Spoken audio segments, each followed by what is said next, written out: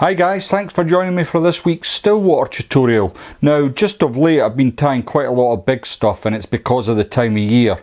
But this week I thought I'd try a change of pace and show you this little wet fly. So without further ado, let's get into it.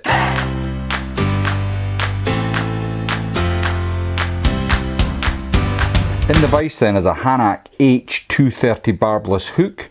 This one's at size 8. And it is on a medium wire in black nickel. The thread I'm going to be using today is from Semperfli. It's the 12-aught Nano silk, and as you can see it's black. First thing I'm going to do is get a bit of wax onto my thread, and I'm going to catch the thread in just in behind the eye and run a bed of thread all the way back to where a bend would be on a barbed hook. I'll just stop that there, and then I can remove my waste piece. Now where I've put lots of wax on, you can see there's a bit of residue. Now all you need to do with that is give it a little rub with your thumb and forefinger, and that'll bed in nicely. Next then we're going to add our tailing, and what I'm using for the tailing is some of this stuff. Now basically this is Artic Fox, and I only want the tiniest of bits, so I'm going to take a little bit like that, show it up, that's too much, so I'm going to split it again, and that's about right. So I can come in with my snips and just take a little piece of that off. Now I want to take it the entire length of the body, and this is so I retain a nice even shape to my body. So I'll catch that in all the way up and all the way back down. Perfect. Now the next thing I want to do is shorten this. Obviously I don't want it that length, and what I like to do is have it about 1/4 of an inch past the bend of the hook, and that looks okay. Next thing I'm going to do then is capture in my rib, and the rib I'm going to be using is a silver wire. It's a medium, and I've already got a little bit taken off here that I've been working with. And what I'm going to do again, I'm going to catch this in the entire length of the body on my side, all the way up, and then I can come all the way back down. Now there's a good reason I'm using this nano silk rather than a normal thread. Now one of the reasons is that I can split the thread to create a dubbing loop. Now with certainly the uni thread you can't do that, both the nano silk you can, and I've tried tying this fly in different ways, but I've found the best way is to create a dubbing loop to create the body. And the body's simply troutline squirrel. It's pure squirrel, and as you can see it's black. And what I've done is I've taken a bit of that out of the packet and spread it quite liberally along the length of this clip. And what I want to do next is split the thread. Always an adventure for me with my really grim eyesight, but let's see how we get on today.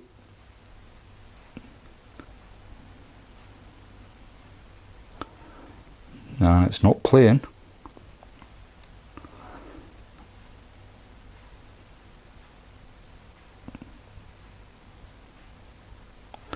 Yeah, any of you young ones watching and giving me a bit of abuse, it's coming, it's coming. So once you've split your thread, you can, if you struggle like I am, create a dubbing loop, and it's just as easy, but you obviously need a dubbing spinner then. But get your dubbing into your loop that you've split, and once you've done that, it's just a simple case of spinning up your bobbin.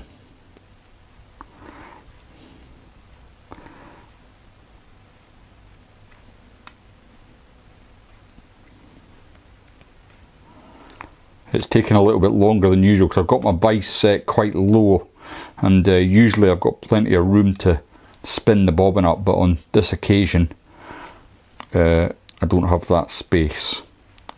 So I've got that spun up, and if I just hold it out, you'll see that it's got quite a nice hairy brush created there, and I just want to thin it out slightly. Don't want it too bulky. Sorry, just burped there. I'm just enjoying one of these. Maybe not the best thing to do when I'm trying to do an instructional video, but because it does make me burp. But anyway, I digress.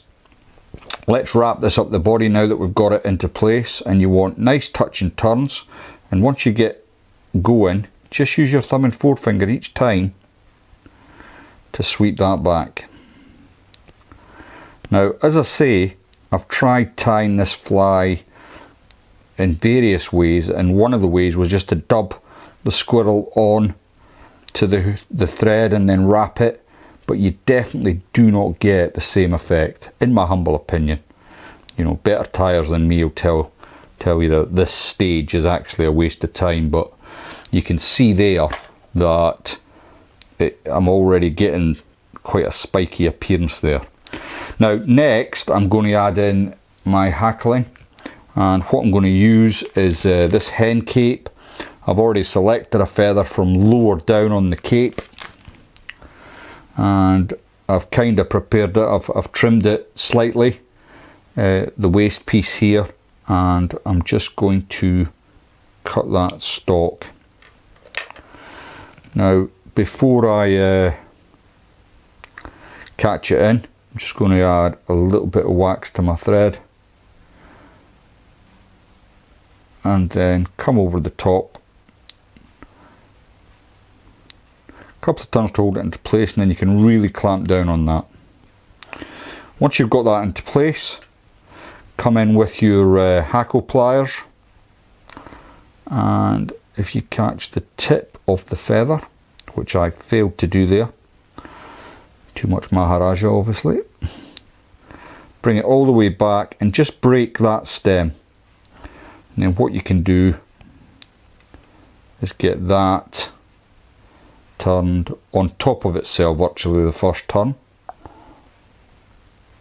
and then what I'm going to do is in open turns come all the way up. Don't worry if you catch some of that body fibring in. We're going to pull all that out again with a dubbing brush once I've got to the end, and then bring your last turn up to meet your wire rib. And what I'm going to do is come around the front of the fly on your side and just make sure I catch that in.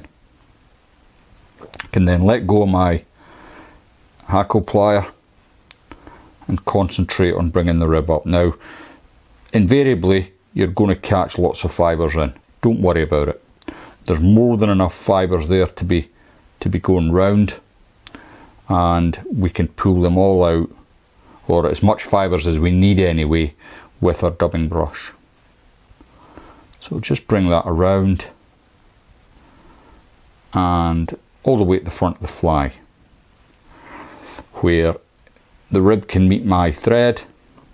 A couple of turns to lock that down, pull everything back and get a couple of turns in front. Then keeping tension on your thread, you can wind the wire away there. So far so good. Let's just remove our little bit of feathering here.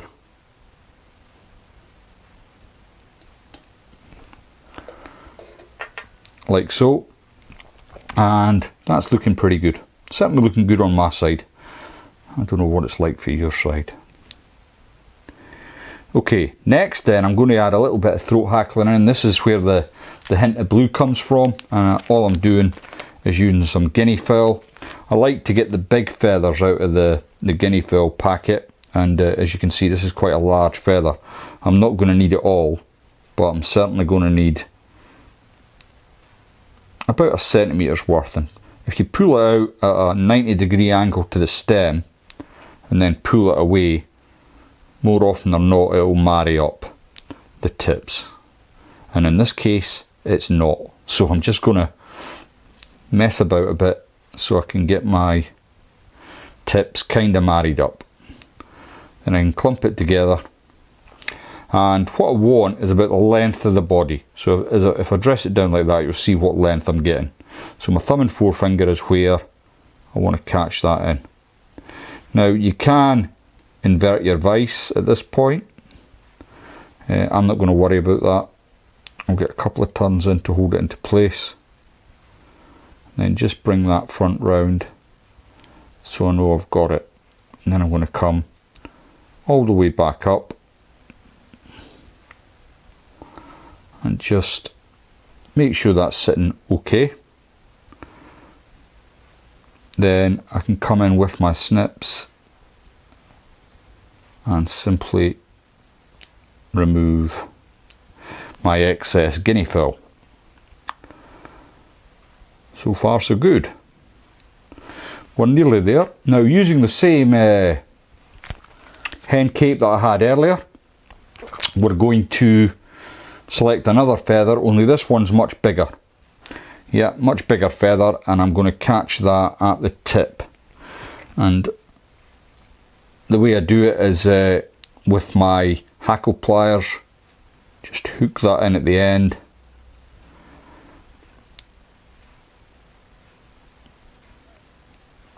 Like so. Then I can simply come in where I've got the split and get a couple of turns.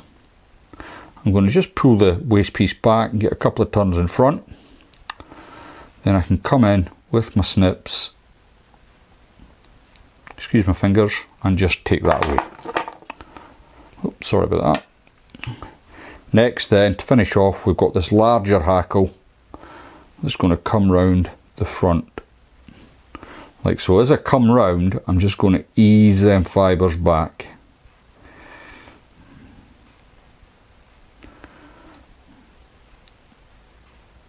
Just ease everything back. Take your time. There is no race.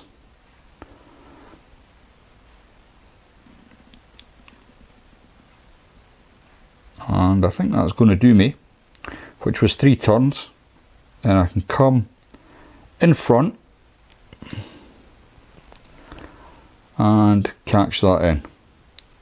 Now once I'm sure I've got it in, I can bring everything back out the way and then just focus on trapping that in.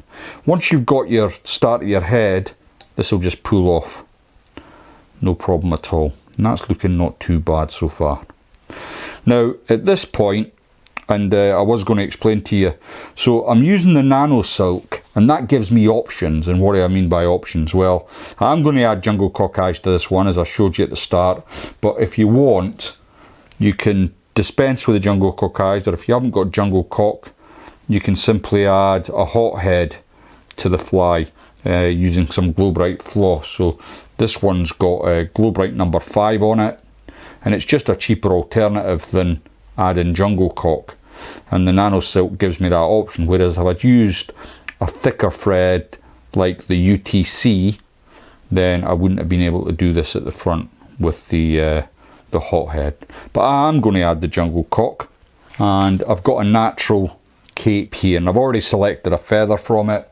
And as I like to, as I'm a tight jock, I do like to get value for money out of my jungle cock. So I tend to, even if the feathers aren't split, I encourage a split by putting a little snip straight up the centre of the jungle cock feather. And what I want to do with this one, sometimes I like to keep these guard hairs for effect, but on this occasion I don't want them. So basically I catch the tip of the jungle cock in my thumb and forefinger, bend it slightly, and then I can just take away any of that excess. Then where I've snipped it, put it directly on top and just encourage the split all the way down.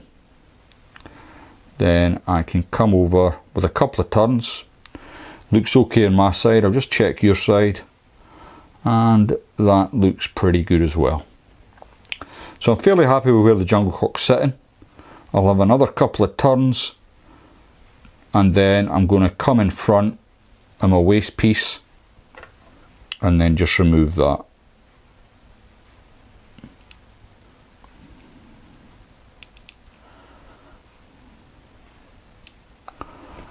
Like so.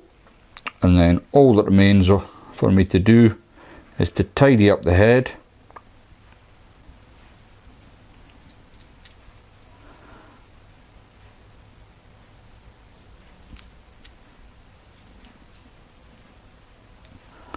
And then I can come in with my whip finish tool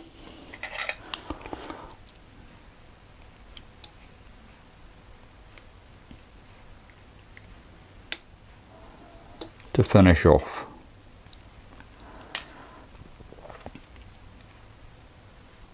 Now next I can finish with varnish, touch of super glue. I'm going to use UV resin just because it's quick and it'll be dry for me to show you the last bit off the fly. So I'll just open my vise so I can get access to the side here. I generally give it a couple of coats, to be honest with you, just to make it a bit neater. I'm sure the fish don't care, but when I'm taking macro photographs of the flies, it just makes it look a little bit neater, more pleasing to the eye. I don't think the fish care. So let's just get that cured off. Then the last thing to do is come in with your dubbing brush and tease out all them fibres,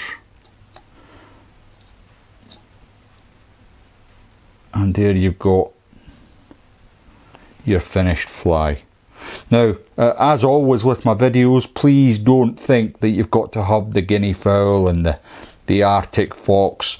These are things that I've collected over decades, so you know, if you've not got them, please just have a look through your fly tying kit, see what you fancy and see what you can come up with. Thanks very much for watching. If you haven't subscribed to the channel, please think about clicking that subscribe button. I'd really appreciate the support, and I'll see you all next time.